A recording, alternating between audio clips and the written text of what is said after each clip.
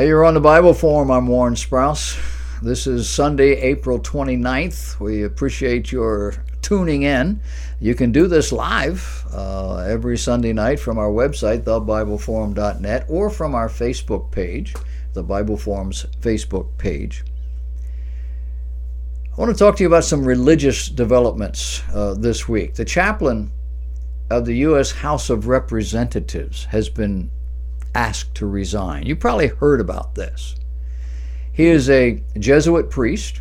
He was nominated by former House Speaker John Boehner and has served in his position since 2011.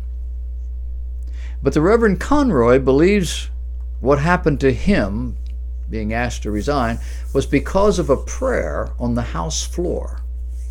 You see, he offered a prayer saying, quote, "May all members be mindful that the institutions and structures of our great nation guarantee the opportunities that have allowed some to achieve great success, while others continue to struggle. May their efforts these days guarantee that there are not winners and losers under new tax laws, but benefits balanced and shared by all Americans." End of quote. That's not a prayer. That's a political statement. Later, the Speaker's office let him know that this so-called prayer had ruffled some feathers.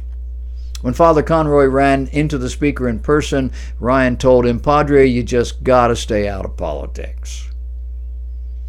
Now there is outrage on both sides of the aisle, no doubt among Roman Catholics. But this priest is a Jesuit priest.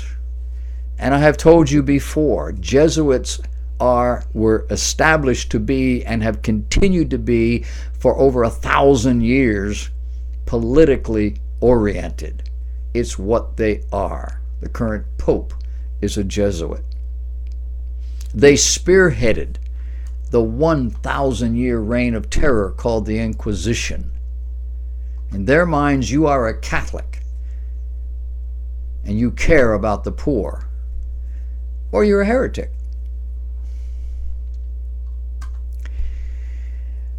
Joel Osteen got my attention about a week or so ago. I talk about him every once in a while. I wish I didn't.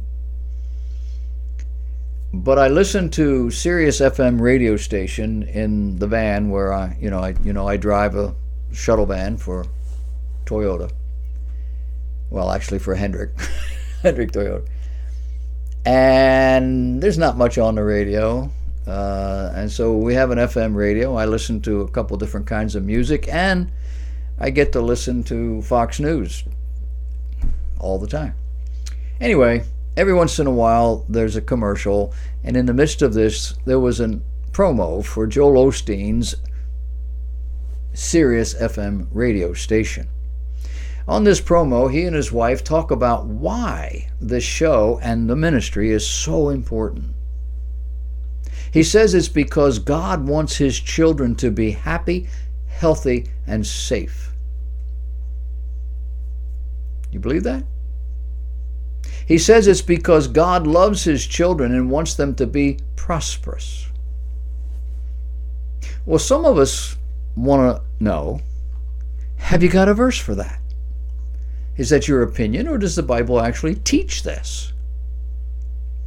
I think you should check history. You should check with the 2nd, 3rd century Christians who were fed to the lions.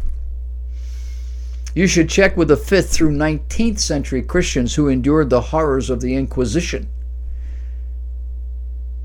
You should check with the 20th and 21st century Christians suffering at the hands of communists and Islamists. What is this man talking about? Well, and this gets into commentary, I think he's talking about his bank account.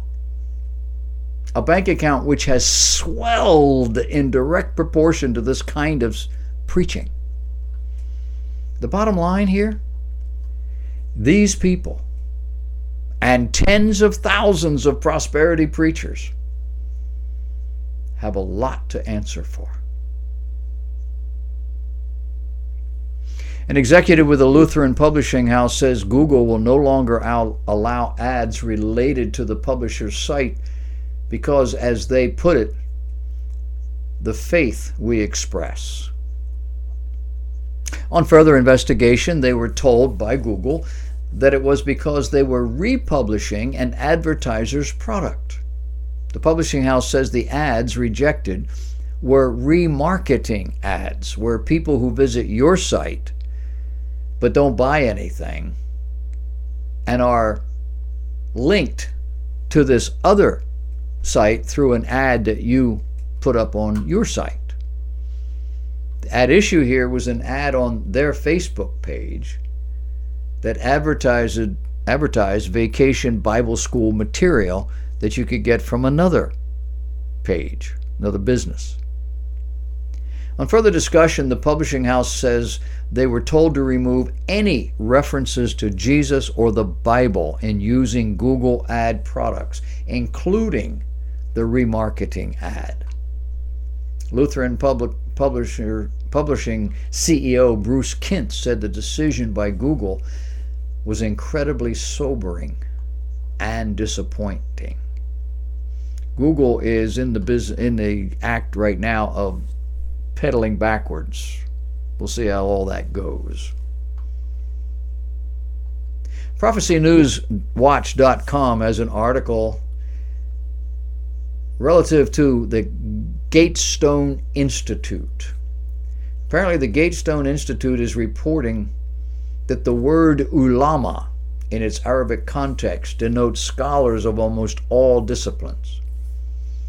In the context of Sunni Islam, however, ulama are regarded as, quote, the guardians, transmitters, and interpreters of religious knowledge, end of quote.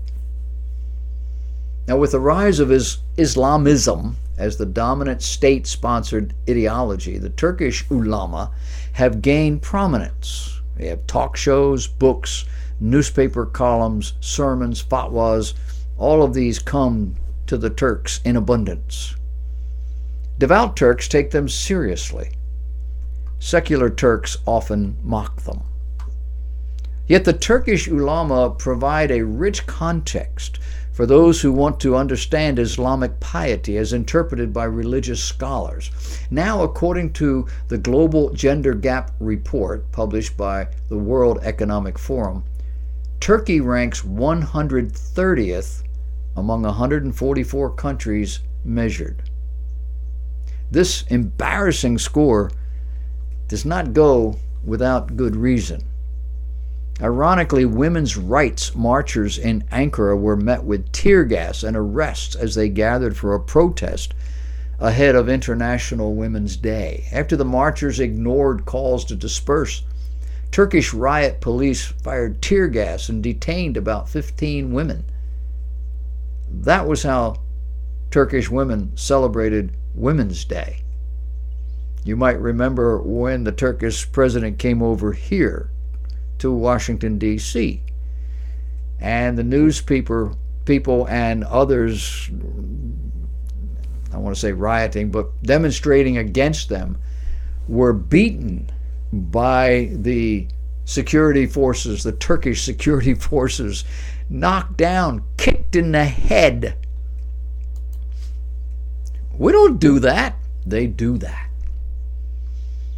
Child abuse is also increasingly visible in Muslim Turkey. According to the Turkish Statistical Institute, the number of child sexual abuse cases, just those actually reported to law enforcement, rose from over 11,000 in 2014 to nearly 17,000 2 years later. Experts say, of course, that many more cases are not reported.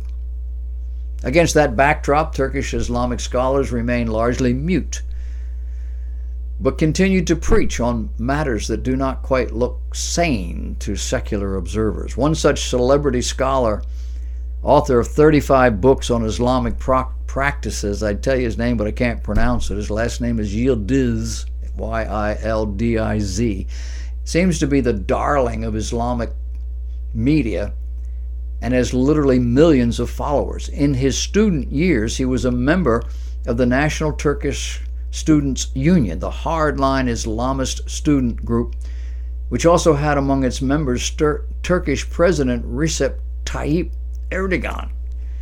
In 2012 sermon on television, Yildiz said, "Jews are the greatest enemies of Muslims."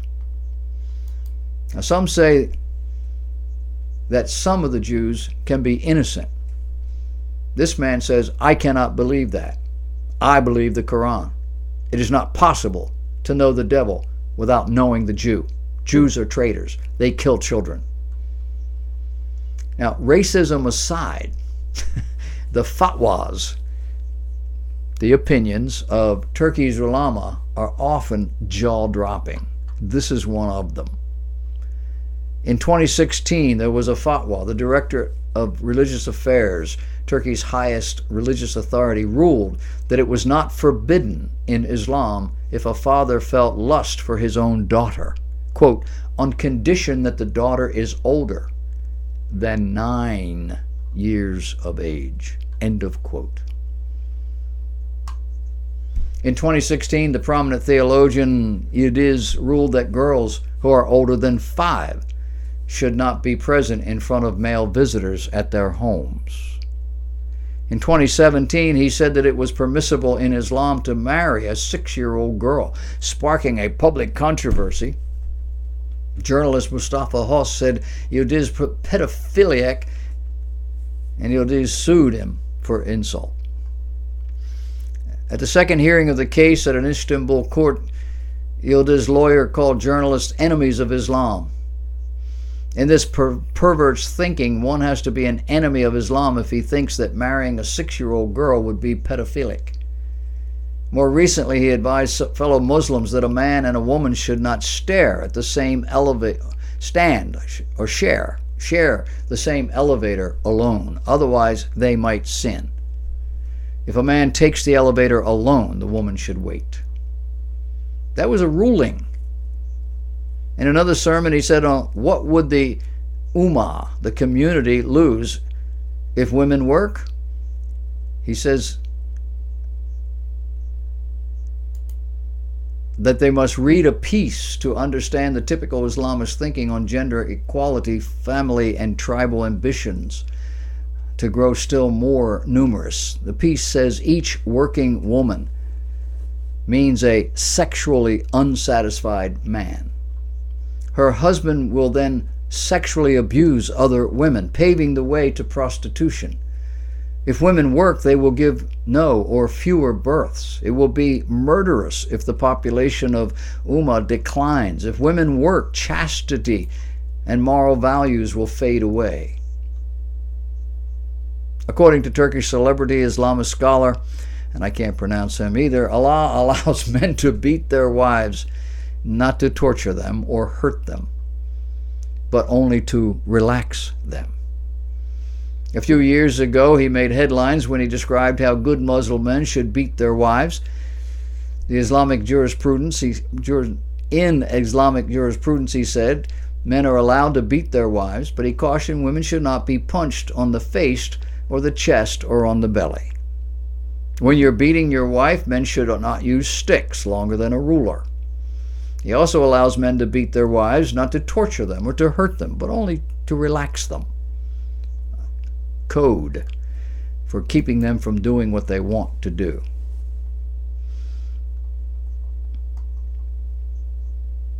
The head of the Iranian army last Saturday said Iranian forces were working to, quote, annihilate Israel, and predicted they would achieve success in 25 years. The threats from the commander of Iran's army, a major general, come and almost daily warnings of conflict from Tehran and Jerusalem, heightened by an alleged Israeli strike on the Iranian base in Syria earlier this month.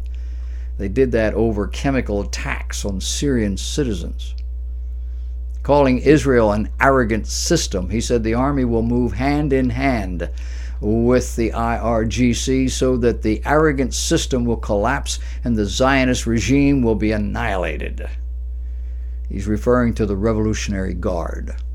He predicted this would take place within 25 years, a number frequently used by Iranian leadership.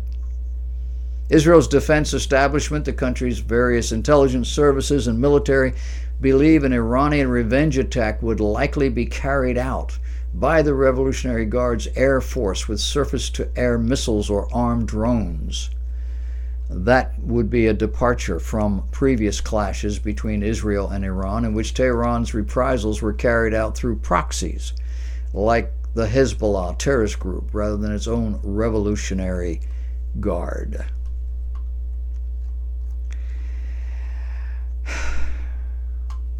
There's a new wrinkle in California. California is rapidly becoming another country. The California Assembly recently approved a bill that would make conversion therapy subject to the state's consumer protection laws. Conversion therapy is when someone attempts to convert a homosexual, a transsexual, a heterosexual, into some other position. The bill says that it would include an unlawful practice prohibited under the Consumer Legal Remedies Act, advertising, offering to engage in or engaging in sexual orientation change efforts with an individual. California is becoming more and more a place we don't understand, we don't know. Watch for that to spread to other liberal states.